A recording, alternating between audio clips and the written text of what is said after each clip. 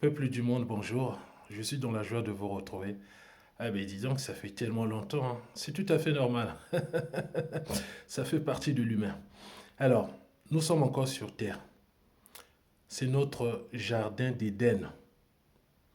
Je vous invite, s'il vous plaît, je sais que vous le faites, informez-vous. Informez-vous sur tout ce qui se passe sur Terre, parce qu'il n'y a rien de nouveau sous le soleil, comme disait jadis Salomon, le fils du roi David, lui-même étant roi. Alors, j'ai suivi, je pense que pour la plupart, vous avez dû suivre également ce match de football. Je crois qu'il est passé hier sur la chaîne M6, en France ici. Et ceux qui ont d'autres chaînes, par exemple, Beansport. Et donc, ce match qui opposait le PSG à Flamengo, une équipe française d'une part et une équipe brésilienne d'autre part, pour désigner qui sera la meilleure, c'est-à-dire la meilleure équipe de l'année 2025 sur la scène internationale, selon eux. Et c'était lors de la finale de la Coupe intercontinentale. Ce match tant attendu est allé jusqu'au terme, au-delà du temps réglementaire. Les deux finales, et plutôt les deux équipes ont été obligées de passer à la fameuse séance de tir au but. Et il y a eu un homme, un jeune homme, qui s'est illustré, celui qu'on ne faisait pas cas jusqu'à hier, un certain Matvei Safonov. Un certain Matvei Safonov, c'est un russe. Au fait, il y a un message, s'il vous plaît. Il y a un message. Nous devons nous informer, nous devons nous intéresser à tout ce qui se passe sur Terre, puisque nous sommes nous-mêmes, par définition, les terriens. Intéressons-nous, s'il vous plaît. Intéressons-nous sur tout ce qui se passe sur Terre, tous les sujets quels qu'ils soient. En un mot, rien ne peut se passer sur cette terre sans que Dieu, le véritable Jésus-Christ, ne soit au courant. Je parle du véritable Dieu, du véritable Jésus-Christ. Je ne parle pas de ce Jésus représentatif, coloré, blémial, porcin ou cochonin. Non. Je parle du véritable Jésus-Christ qui est la parole lui-même. Rien de tout ce qui peut se passer sur cette terre que Dieu ne soit au courant. Dieu s'intéresse à tout, puisque tout lui appartient. Tout lui appartient. Donc, j'ai retenu, s'il vous plaît, 2 des 4 tirs au but stoppés net par cet homme dont la plupart ne connaissaient pas jusqu'à hier, un certain Safonov. C'est un russe. Il y a un message, s'il vous plaît. Il y a un message. Regardons le deuxième tir au but des joueurs de Flamengo, arrêté par Safonov. Regardez.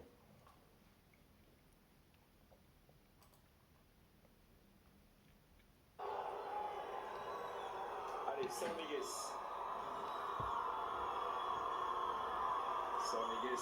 l'ancien de l'Atlético Madrid, qui a posé son ballon sans regarder Safonov.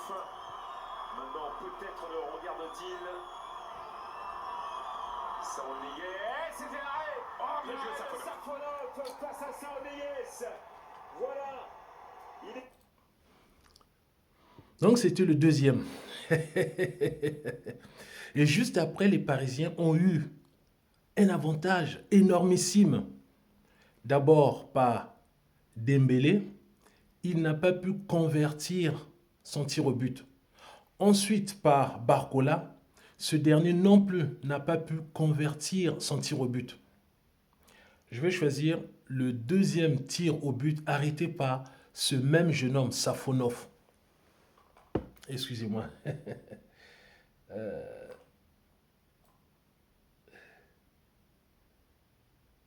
De créer à nouveau l'exploit. Sifflet de Monsieur Elfat. Pedro qui prend un peu son temps. Il y va. C'est bien joué. Eh oui, bah voilà. Il joue à cloche-pied, Pedro. Et là, il veut faire retirer le penalty. Vous voyez cette façon de frapper? Vous avez vu? 4 arrêtés successivement. Vous savez quoi? Il faut remonter, je crois, dans les années 86. Entre 84, 85, 86. Lors de la finale de la Coupe d'Europe des clubs champions. À l'époque, ce n'était pas encore la Champions League. Il y avait un club roumain, je crois, contre un club espagnol. Barcelone contre Steaua, je crois. Bucarest. Le gardien roumain avait arrêté 4 pénaltys d'affilée, tirs au but plutôt. 4 tirs au but. Il y a un message. 40 ans, je crois, si mes calculs sont bons. Puisque celui qui est en 81, aujourd'hui nous sommes en 2025, à 44 ans. 2025 moins 81. Donc celui qui est de 86 en 2026 aura 40 ans. Le nomme 40, 40 ans dans le désert, les enfants d'Israël. Pas cet État d'Israël, les vrais enfants d'Israël. Alors, je vais dire quoi? Il y a un message. Au fait, hier, le monde entier a vu tout simplement qu'on ne doit pas jouer avec les Russes.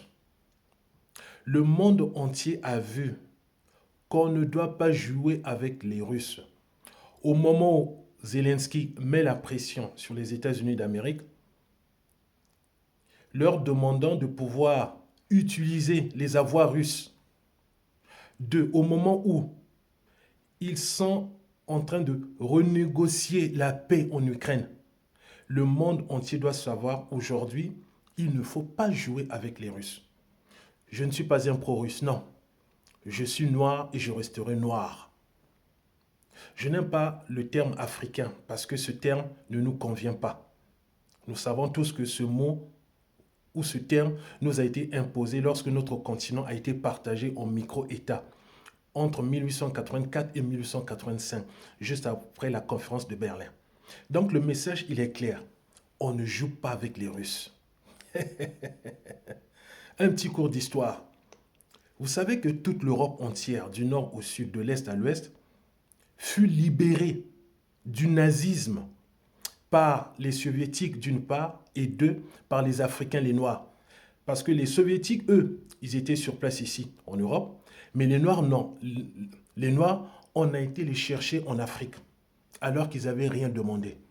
Donc, n'eût été l'intervention des soviétiques et des Africains, des Noirs, toute l'Europe entière, sous l'égide d'Hitler, allait parler allemand ou la langue allemande.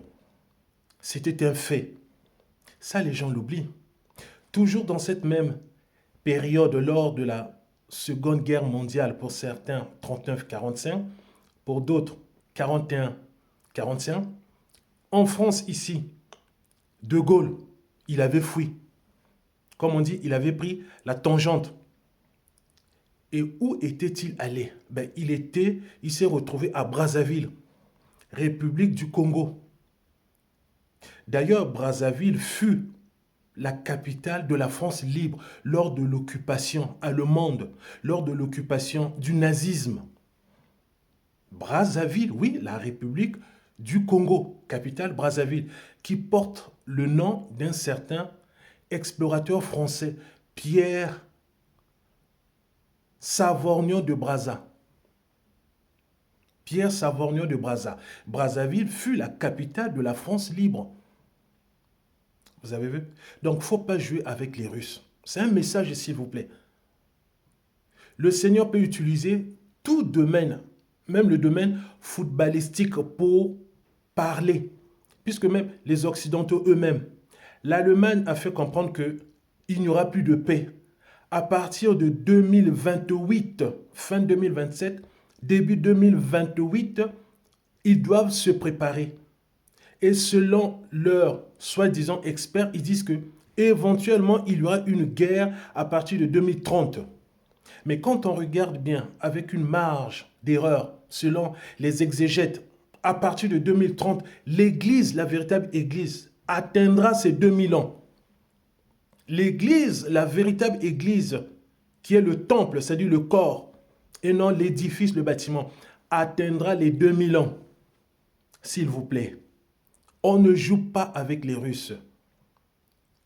Ils parlent eux-mêmes, les Occidentaux, ils parlent déjà d'une éventuelle, d'une possibilité qu'il y aura une guerre à partir de 2030. 2030, on est en 2025.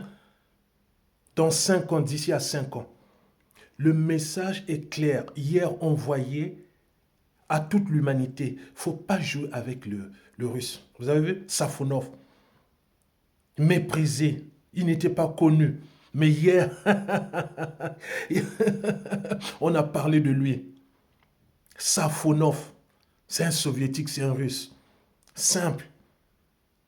Et même quand ils ont élu le meilleur joueur du tournoi, c'est-à-dire du match, entre nous, ce prix revenait plutôt à Safonov et non à Vitinha. Non, il ne faut pas jouer avec les Russes. Le message, il est là. Il ne faut pas jouer avec les Russes. Et non plus avec les partenaires. Par exemple, les 3 États de l'AES. Ce sont les partenaires des Russes. Il ne faut pas jouer avec le Mali, ni le Burkina Faso, ni le Niger, par ricochet. On ne joue pas avec les Russes. On ne joue pas non plus avec les États de l'AES, le Mali, le Burkina Faso et le Niger. C'est un message. Faisons attention. Un Russe qui est devenu héros. Toutes les chaînes ont quasiment diffusé ce match. Ok? Les chaînes footballistiques. Je m'arrête là. Je reviendrai rapidement. Donc, il y avait un message. Il fallait maintenant le décoder. Il était codifié. Il fallait le décoder. Allez, à très bientôt.